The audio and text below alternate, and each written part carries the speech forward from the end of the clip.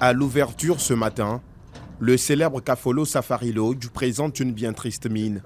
Le complexe hôtelier et animalier créé en 1968 et auquel ce petit village du nord-est de la Côte d'Ivoire doit sa réputation, a perdu son lustre d'antan.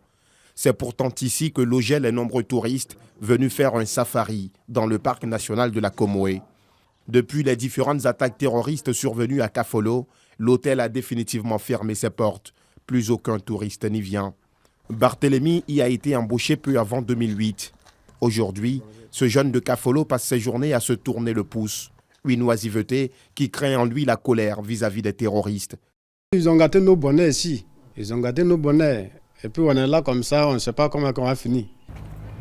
À quelques mètres de là, nous retrouvons Bassoman Diabaté. Ce jeune du village fait partie des volontaires qui sensibilisent les populations sur les dangers liés au terrorisme. Si un étranger arrive et que vous ne le connaissez pas, alertez tout de suite le chef du village. En retour, il ira le signaler aux militaires. Si un étranger arrive et que nous ne le connaissons pas, nous informons le chef du village pour savoir qui est-il, d'où vient-il. C'est la raison pour laquelle nous avons beaucoup de stabilité dans le village aujourd'hui. Par contre, nous ne pouvons plus aller au champ pour cultiver. Dans le village, grâce à Dieu, il n'y a aucun problème. Mais dans le champ. Mais pourquoi vous ne partez plus au champ? Les terroristes sont dans les champs. Si tu les croises, sais-tu ce qu'ils te feront? Dans la nuit du 10 au 11 juin 2020, une attaque contre l'armée ivoirienne a été perpétrée à Kafolo. Malheureusement, 14 soldats y ont perdu la vie. Le lundi 29 mars 2021, une nouvelle attaque a encore visé les forces de défense et de sécurité. Depuis, les habitudes des populations ont bien changé.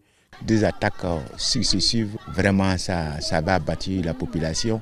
Mais si tu te trouves seul dans la brousse ou bien à la pêche ou bien au champ, tu as des craintes.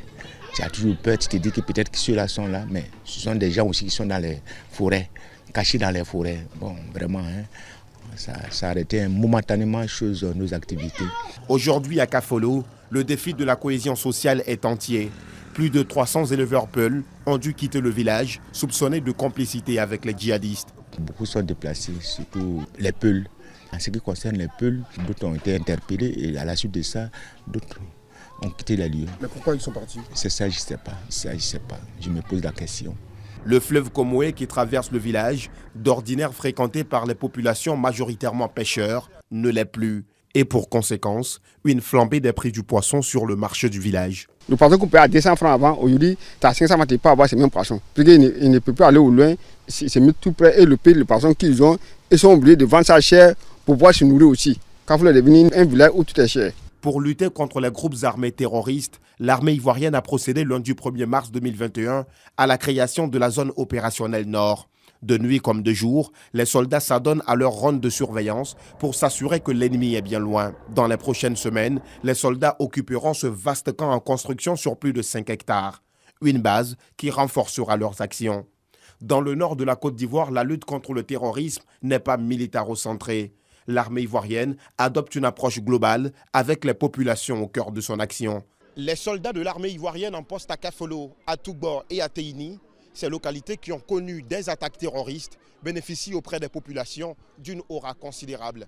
Un atout majeur dans la proximité souhaitée entre l'armée et les populations pour venir en bout du terrorisme. Ce matin, la zone opérationnelle nord de l'armée ivoirienne est visitée par le Premier ministre Patrick Achi.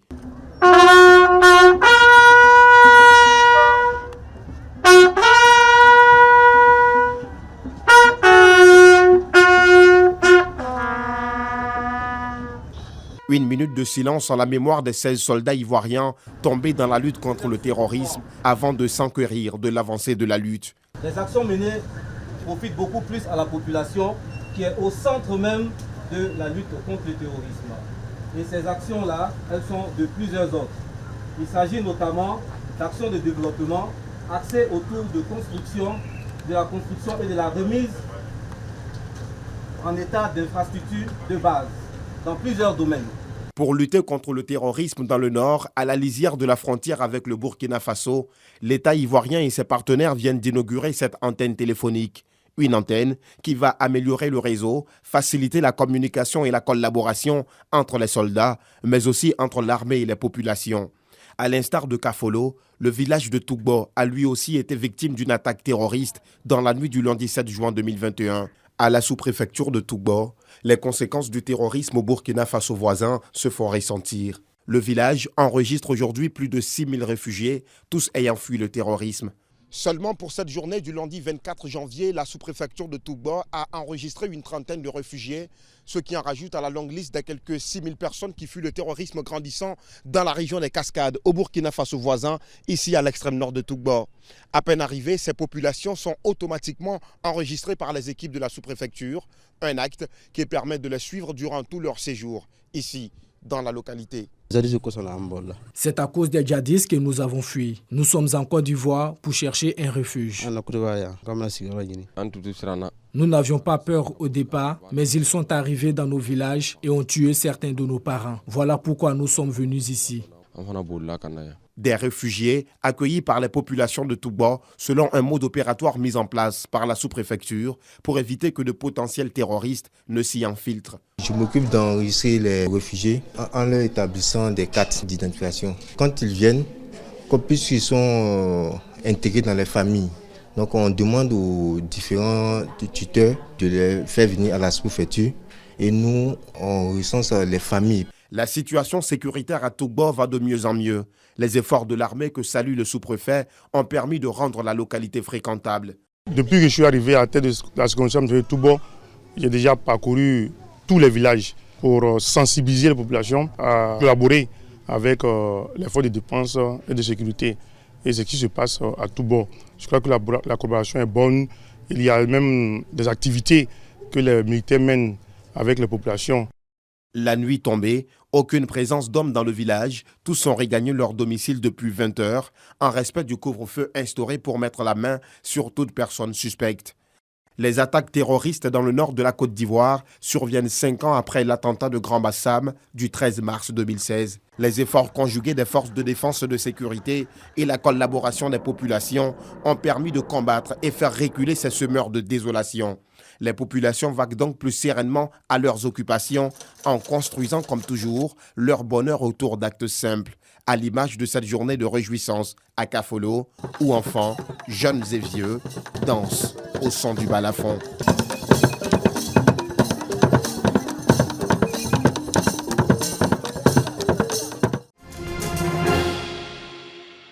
Bientôt 1 an que l'ex-premier ministre Ahmed Bakayoko a quitté la terre des hommes. À quelques jours de la commémoration de son décès, amis, connaissances et collaborateurs se sont donné rendez-vous à Abobo, commune dont il était le premier magistrat, pour une journée de prière. Des prières pour le repos de son âme. Ahmed mérite cette reconnaissance et vous avez vu aujourd'hui ses compagnons, ses amis, nous souscrivons tous là pour lui témoigner notre affection et notre gratitude. Et seulement nos prières peuvent l'accompagner à l'au-delà. Ahmed a posé de grandes actions pour nous les jeunes, pas essentiellement que d'Abobo. Et c'est pour tout le monde entier. Ahmed a intervenu au niveau de la jeunesse. Mais il était important, nous jeunes, de venir aujourd'hui, de venir nous associer, pour venir demander à Dieu de l'accueillir auprès de lui. Cette journée de prière, marquée par la lecture intégrale du Saint-Coran et des bénédictions, était conduite par les guides religieux musulmans et chrétiens. Voici quelqu'un qui ne faisait exception de personne, qui ne faisait exception d'aucune religion. Cette journée ramène l'existence de l'unicité de cœur et d'esprit entre les religieux. C'est une instruction de Dieu et de son messager Mohammed sallallahu alayhi wa sallam que lorsque nous perdons des êtres chers, des croyants, que nous puissions prier pour eux, faire des sacrifices pour eux, parce que là où ils sont, ils ne peuvent plus prier pour eux-mêmes, ils ne peuvent plus faire des sacrifices. C'est ce devoir spirituel, mais aussi devoir social que nous sommes venus ce matin accomplir. Des prières pour la mémoire d'Ahmed Bakayoko, mais aussi pour son épouse et ses enfants, en vue de les aider à traverser cette épreuve dans la foi. C'est le 10 mars 2021 en Allemagne que l'ex-premier ministre Ahmed Bakayoko, par ailleurs ex-maire de la commune d'Abobo, a rendu l'âme.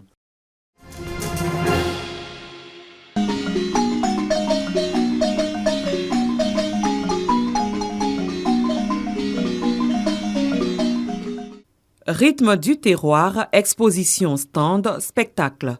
Le marché des arts du spectacle d'Abidjan Massa signe son retour. L'événement, qui à sa 12e édition, célèbre la culture africaine, une opportunité pour ses commerçants. Première participation au Massa.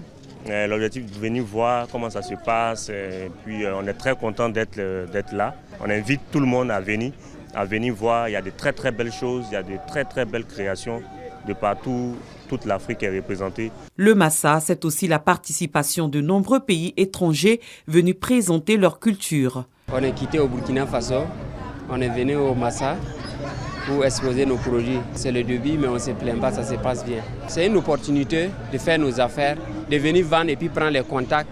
Nombreux à avoir fait le déplacement, les visiteurs ne cachent pas leur joie. Je découvre quand même la culture de certains pays tels que la Tunisie où j'ai vu les senteurs de maison. J'ai trouvé que c'était vraiment intéressant. J'ai vu également les habits du Burkina, d'autres cultures que nous continuons de découvrir également. Je pense que le Massa est à refaire chaque année pour que nos jeunes étudiants, aujourd'hui nos enfants, puissent venir vraiment s'imprégner de la culture africaine. Le marché des arts du spectacle d'Abidjan se déroulera du 5 au 12 mars prochain. Il vise le développement et la promotion de la culture africaine.